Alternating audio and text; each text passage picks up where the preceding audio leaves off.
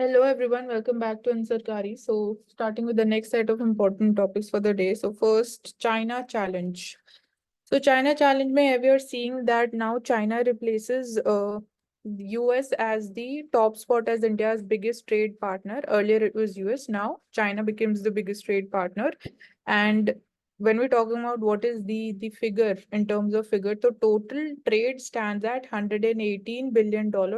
Out of that, $101 billion is what we are importing from China. So you can imagine out of 118, 101 is the imports from China, and merely we can say $16.7 billion is what we are exporting to China. So this is signifying over reliance, or we can say heavy reliance on China. So this now indicates that it becomes important given the even the geopolitical risks which are there, that China can anytime stop the exports of that particular good to India, and it can then again have multiplier and cascading effects on the entire supply chain, which would be impacting not just the production, the economic growth, but even the people's their standard of living and their income directly. So this can have, we can say, a major economic impact on India. So as a part of what should be done, so firstly, we are seeing that when you talk about the trade policy, we are diversifying our trade partners so that we have alternate markets or alternate countries from which we can import that same particular good that we are importing from China. Secondly, when we are talking about that, why we are importing so much from China is one of the main reasons is the cheaper cost. So in order to deal with this, we are promoting production linked incentive schemes, that we are promoting the domestic production, domestic manufacturing activities so as to be again more competitive, and we don't have to import those particular goods, and we are focusing upon self-sufficiency. So this is one thing. And apart from this, we're also looking at, since we saw that the export stands at $16 billion, so we are trying to boost our exports also to China. And these are the three main things that we can say here. Import of edible oils falls 12%. So in this case, we should know that we are importing close to 58% of the domestic demand when it comes to the edible oils in India. And majorly that is imported, like the palm oil is imported from Malaysia and Indonesia. And when talking about the soybean oil and the sunflower oil, so in this case, soybean oil is it is imported from Argentina and Brazil, and sunflower oil is from Russia and Ukraine. So our imports are falling now. That is because of the increased domestic production. So here also in case of edible oils, so as to reduce our import dependence, because again it leads to depletion of our forex reserves also, and obviously increase in the current account deficit. So for that, again here also we are promoting self-sufficiency, and we are having one dedicated mission, which is the National Oil Seeds Mission is there. Then particular we have the National Edible Oil Mission. So Edible Oil Mission, it is a centrally sponsored scheme. And here we have three targets. So the first target is to increase the area of palm oil to 10 lakh hectares. Currently, it was 3.5 lakh hectares during 2019-20.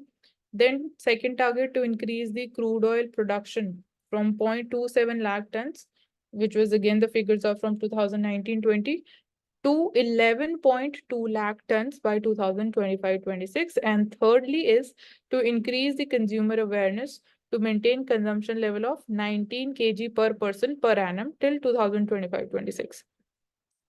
So this will be providing some additional supports also in terms of planting material inputs and like whatever other aid would be needed by the farmers.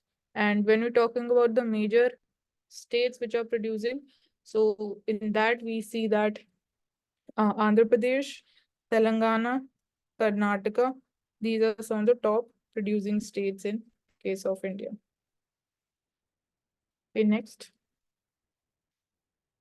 So here, when we're talking about the methodology to calculate the minimum wages, right now we are seeing that uh, there is one change which has been suggested and which has been even like finalized by the government, which signifies or which shows that the method to calculate the minimum wages, now that would be we'll be seeing a more shift towards a scientific method which would be based upon the living wage approach, and the shift will be happening again in part. So this would be completed as per the target by 2025, and this follows the ILO standards also. Please scroll up. हाँ. So here we are seeing कि India में minimum wages level कितना है. So that is $2.1 per day, which is very low. And this was last updated in 2017. So one issue is also कि जो minimum wages है बहुत ही ज़्यादा lower level पे है. It is not able to, we can say it is not in proportionate terms with the changing economic conditions or the standard of living, or we can say, for example, it is not in sync with increasing inflation. So that is why we are seeing that living wage term जो है that becomes important. And secondly, we are seeing कि periodically it is not updated also.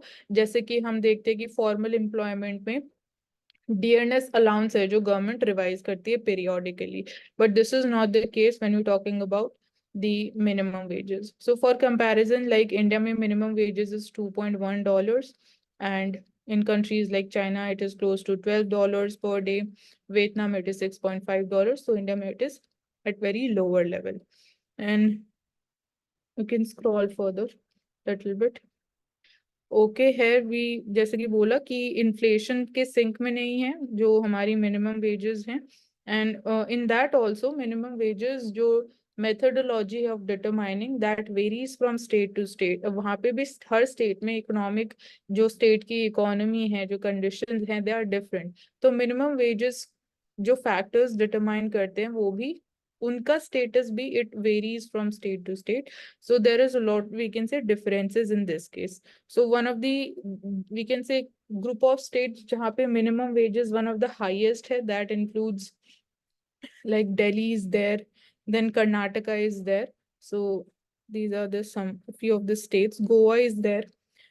And जब हम बात करते हैं कि after this reformation, when we'll start seeing changes in terms of the minimum wages moving closer towards the living wage, जहाँ पे standard of living या living wage से अगर हम बोले what we can say कि what do we mean by living wage, कि it would be a certain amount that would be well connected with the people's spending on not just the health, sorry, the consumption expenditure, but it would be including areas like education, your transportation expenses, your health expenditure, and all of the related things. And positive benefits क्या हो सकते हैं, तो positive में अगर हम इसको divide करते हैं सोशली, तो definitely it would help in elevation of poverty also. इसको हम बोल सकते हैं this forms one of the part of the methods of elevation of multi-dimensional poverty also. Living wage economically, per capita income can increase, it can then further जो multiplier effects हो सकते हैं, it can boost the consumption expenditure, which would be boosting the backward linkages, and hence these, we can say, the growth of the Indian economy also. And why this is significant is that in India we are seeing कि 90% of जो employment है that is in the informal sector. So that is why periodic revision of the minimum wages is significant. Like we are seeing कि total जो 550 is the workforce, or the working population in India stands at 550 million. Out of this, only a fifth, that is 1/5 of this is informal sector. Rest is in self-employment or casual laborers.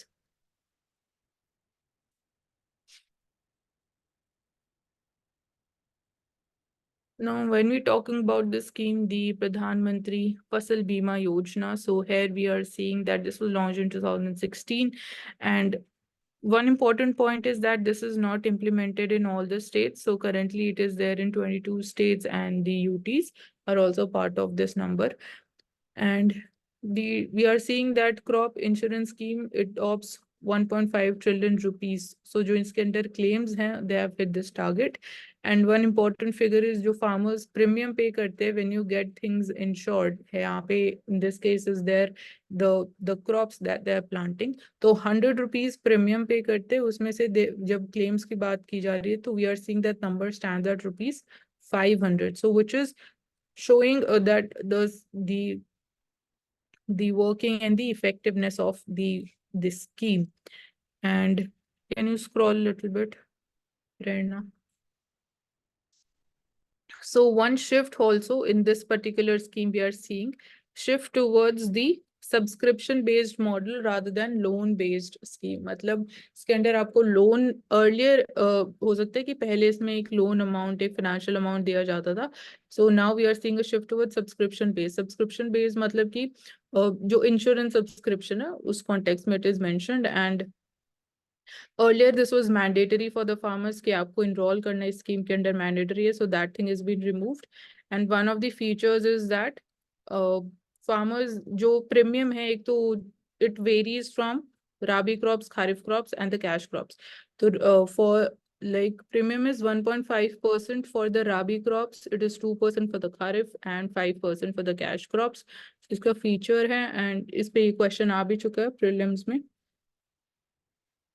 So इस scheme के through we can से कि जो assurance है या जो insurance safety net है farmers का वो और इम्पोर्टेंट हो जाता है given we are seeing the adverse impacts of even the climate change which is impacting the productivity of the fields and which also it is linked with the farmers income. So insurance एक तरीके से this would be ensuring जो हमारी growth है agricultural sector की, it goes with the same momentum and we are trying to ensure कि momentum increase और strengthen होना चाहिए.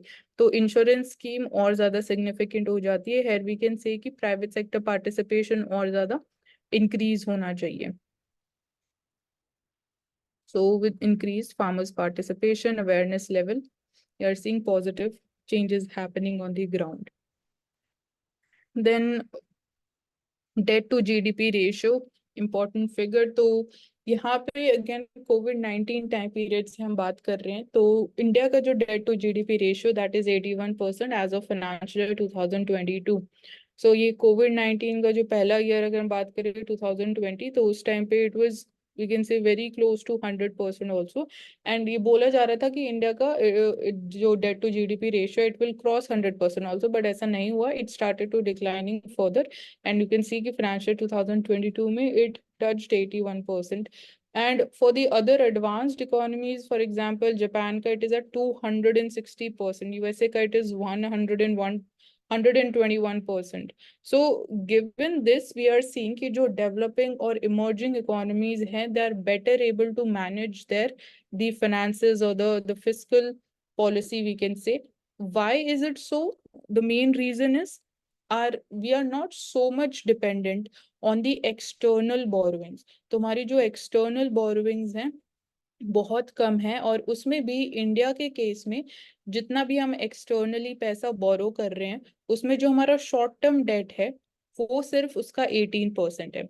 और शॉर्ट टर्म डेट अगर बहुत हमारा कम है कंपेयर टू अगेन मतलब वी कैन से कि 80% हमारा लॉन्ग टर्म डेट है, तो जो रीपेइंग प्रेशर होता है गवर्नमेंट के ऊपर वो बहुत कम हो जाता है, क्योंकि लॉन्ग टर्म डेट है, एक लंबे टाइम पीरियड में you have to repay the amount, तो उसका भी बहुत पॉजिटिव इम्पैक्ट होता है. तो ये एक पॉजिटिव चीज है जो इंडिया को हेल्प किया इन मैनेजिंग आवर finances, या जो हम बोलते हैं maintaining strong fiscal prudence.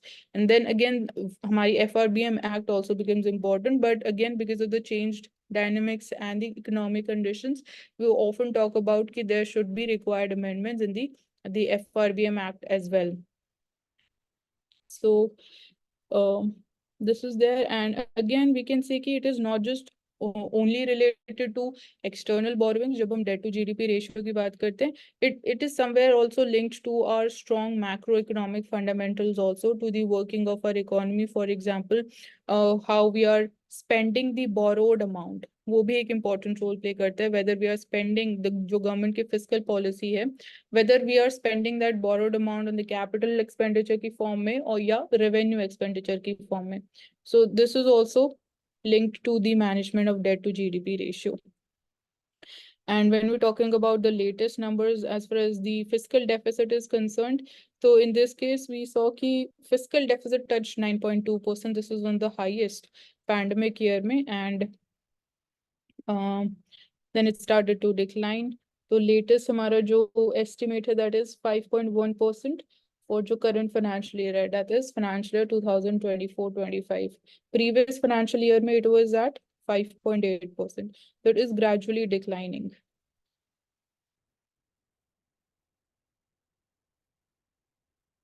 Then few again economy related areas, क्या what is like major things what is happening या change क्या हो रहा है global level पे. तो firstly हम GDP divide की बात कर रहे हैं, तो यहाँ पे we can see कि जो GDP forecast है for the upcoming years, उसमें भी again emerging economies and India का आप देख सकते हो कि GDP forecast stands at 6.6%, then Indonesia is 5.1% compared to the advanced economies. तो वहाँ पे यूके के लिए it is just 0.4%, Germany is 0.2%, Argentina के लिए it is negative GDP minus 3.3%. So this also signifies कि how globally the things have been changing as far as the economic growth is concerned. So in this case, we are seeing that more promising growth is expected specifically in the Asian economies and Southeast Asian, South Asian economies specifically. So जब हम बात करते हैं Asian lead century, तो उसमें फिर हम India के रोल की बात करते हैं एंड चाइना के रोल की बात करते हैं. तो सेकेंडली पॉलिसी प्रोग्रेस में we are seeing monetary policy की हम बात करेंगे. तो यहाँ पे कोविड-19 टाइम पीरियड इमीडिएटली 2020 और 21 अगर हम बोले, तो उस टाइम पे मॉनेटरी पॉलिसी जो ग्लोबली थी कंट्रीज की सिमिलर लाइंस पे थी. मतलब हम contractionary monetary policy almost all of the countries उसी को फॉलो कर रहे थे, मतलब रेट हाइक्स किए जा रहे थे. But now after like 4 years we are seeing after the COVID-19 we are seeing कि इकोनॉमिक कंडीशन हर इकोनॉमी में थोड़ी थोड़ी डिफरेंट है. तो वी आर सीइंग कि हाँ इस केस में भी डाइवर्जेंसेस हमें देखने को मिल रही है. फॉर एग्जांपल यहाँ पे स्टांसेस भी मेंशन है नीचे चार्ट में, like Japan it has hiked the interest rate in March. But hiking of interest rate जब हम यूएसए की बात करते हैं, इंडिया की बात करते हैं, तो दैट इज नॉट हैपनिंग. तो मतलब सिनेरियो इज डिफरेंट. सो वो एक चैलेंज है. एंड अगेन यहाँ पे मेन फोकस हम कर रहे हैं कि हमारा इन्फ्लेशन टारगेट मीट होना चाहिए जब हम बात करते हैं कॉन्ट्रैक्शनरी मॉनेटरी पॉलिसी की. So in case of India the inflation target is 4%.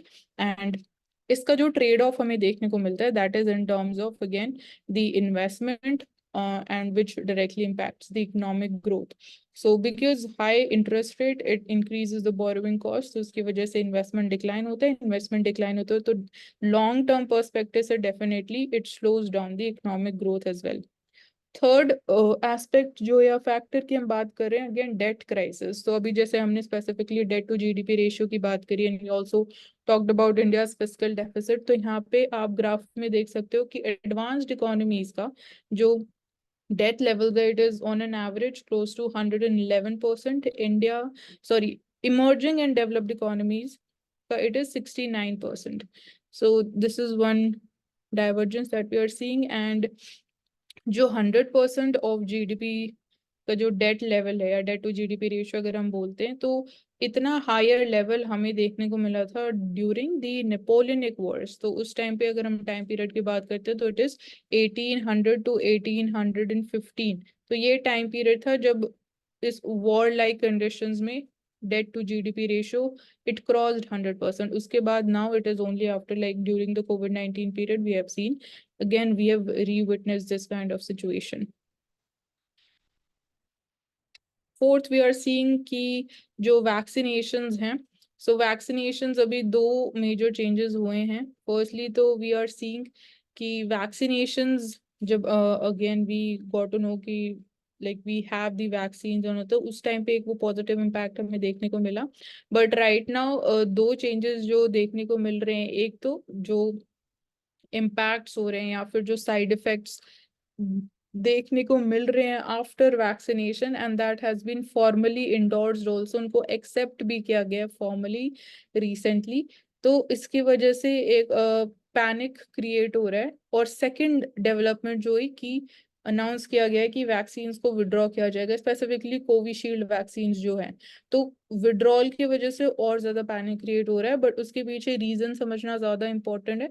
तो why vaccine withdrawal has been announced, the main reason is कि now we are having sufficient amount of inventory of the vaccines. So इसलिए it is not important कि हम endlessly vaccine को manufacture करते रहेंगे। So that is the main reason behind withdrawal of the vaccine production. And fifth, यहाँ पे we are seeing की rising heat. तो इससे, इस एनालिसिस से simply I can just say कि the temperature has increased by 1 point more than 1.5 degree Celsius when we compare to the pre industrial time period of 1850 and 1900। So इसका definitely direct impact आएगा on the economic growth, on the social wellbeing, on poverty levels, on agricultural growth, on food security and then oil production, energy security. हर area के ऊपर इसका impact हमें देखने को मिलेगा। तो ये ब्रॉडली जो मेजर इंपॉर्टेंट चीजें इकोनॉमिकली हम बात कर सकते हैं। Okay, next.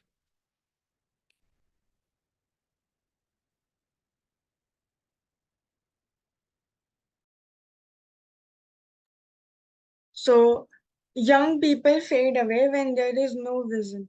So, this article mainly talks about the importance of interview for admission in university, specifically in graduation and post-graduation programs, because this article mentions that in school, during the 12 years that we spend in school, we learn various wholesome things, and they cannot be valued or marked just by an entrance test, specifically, which is the CUET or the Common University Entrance Test, which has been recently applied since 2022. And previously, the admission in universities, it was based on the class 12 marks, but now it has shifted to this merit based exam. So the writer here is the principal of St. Stephen's College, John Verghese, and he mentions that personal interviews, they help encouraging children who want to take admission to talk about the things that they are good at. It shows their personal talents and abilities. It enhances their spirit, and also it encourages them for the fact that they are being selected not just on the basis of what they have studied, rather on the personalized basis, that is their choices, their opinions, etc. So this was the major thing in this, and also the other aspects that are highlighted in this article are regarding the uh, reduction in good mental health that is depleting these days, and also the stress and anxiety that children face, leading to several suicides that are committed, especially in the concentrated coaching areas such as Kota in Rajasthan, that is the coaching capital of India, as mentioned here. So this is the major reform that is suggested है, ताकि जो entrance examination है वो revamp हो सके. If not just relying on the interview, there should be a balance between the marks या फिर the criteria that is set, and it should cover all the aspects rather than just marks. And इसमें ये point भी हम highlight कर सकते हैं कि पहले देखा जाता था कि जो स्कूल है वो उस पे प्राइमरी फोकस हुआ करता था, बट अभी जैसे कॉम्पिटिटिव एग्जाम्स की बात करते हैं, नीट या फिर आईआईटी जेई, तो कोटा जैसे जो कोचिंग जहाँ पे कोचिंग इंस्टीट्यूट्स हैं उसको प्राइमरी रोल मिलने लग गया है, और जो स्कूल है वो सप्लीमेंट्री बनता जा रहा है। तो इस रोल को हमें मेंटेन करना चाहिए कि जो स्कूल है वो प्राइमरी इंस्टीट्यूशन रहे और जो कोचिंग सेंटर है वो एक सप्लीमेंट्री रोल की तरह प्ले करे हमारे स्टडीज में। इसके अलावा हम बोल सकते हैं कि जो एडमिशन का प्रोसेस है, बहुत सारे कॉलेजेस में जैसे देखा जाता है कि वहाँ पे पर्सनली इंटरव्यूज लिए जाते हैं, सिर्फ एकेडमिक स्किल्स पे ही ध्यान नहीं दिया जाता, बट इंटरव्यू का जो प्रोसेस होता है उसके हिसाब से भी उनको मार्क्स दिए जाते हैं, एंड उसके बेसिस पे फिर एडमिशन होता है उनका। तो ऐसी डिफरेंट डिफरेंट अप्रोचेस को भी हम इनकलकेट कर सकते हैं एडमिशन के भी प्रोसेस में, ताकि इजी हो पाए और डाइवर्सिफाई हो पाए। And also, apart from these, other 2 points also can be added. Ek to over reliance on tuitions and also coaching. Because generally, pehle the trend wasn't ke coaching or tuitions were mandatory. Generally, the children, students, they used to self-study and also focus on just what was being taught in their classrooms. Now, like coaching has become necessary. And also जो open schooling की हम बात करते हैं in 11th and 12th where the various coaching institutes they link themselves with such schools जो मतलब open से provide करते हैं where children they don't go to schools for the actual practical learning rather they go to coaching centers for the direct preparation of the entrance exams like joint entrance exam जो JEE होता है and NEET के लिए specifically for the medical and engineering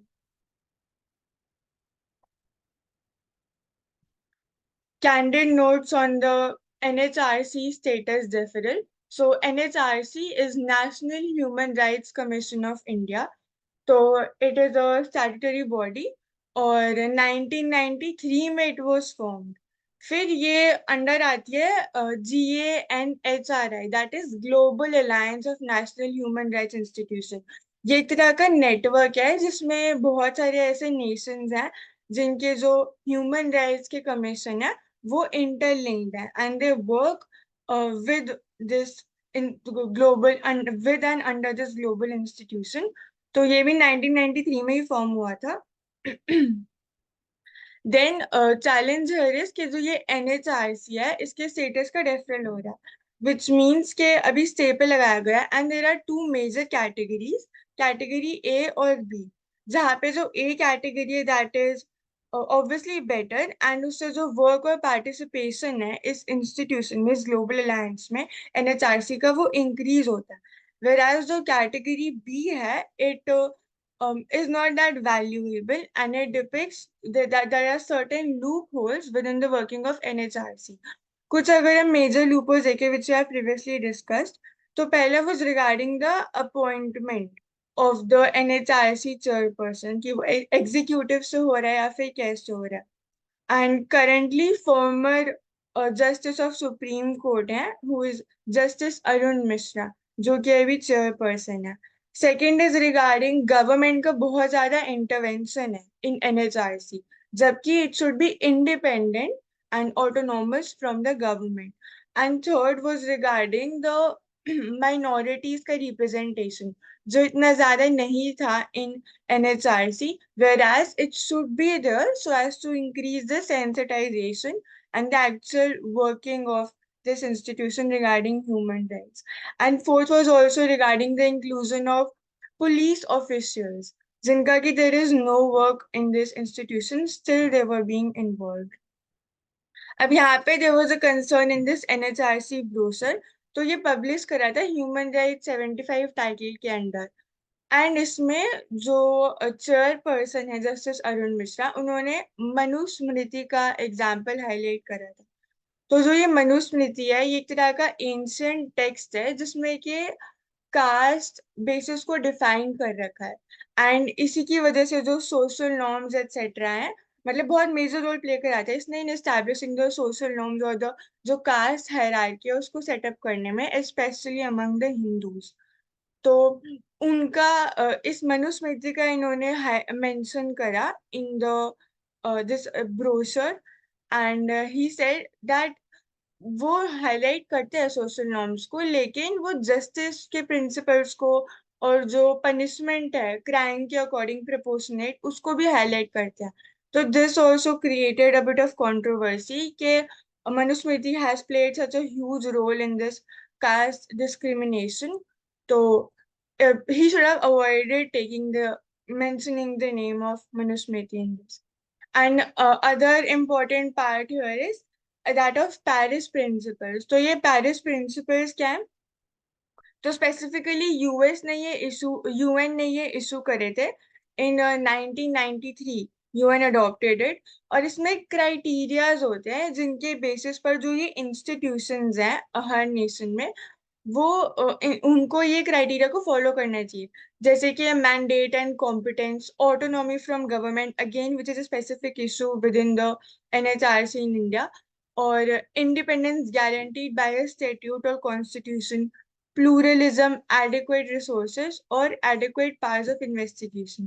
These are the major 6 criteria. So इनको follow करना it becomes important so as to get the A status.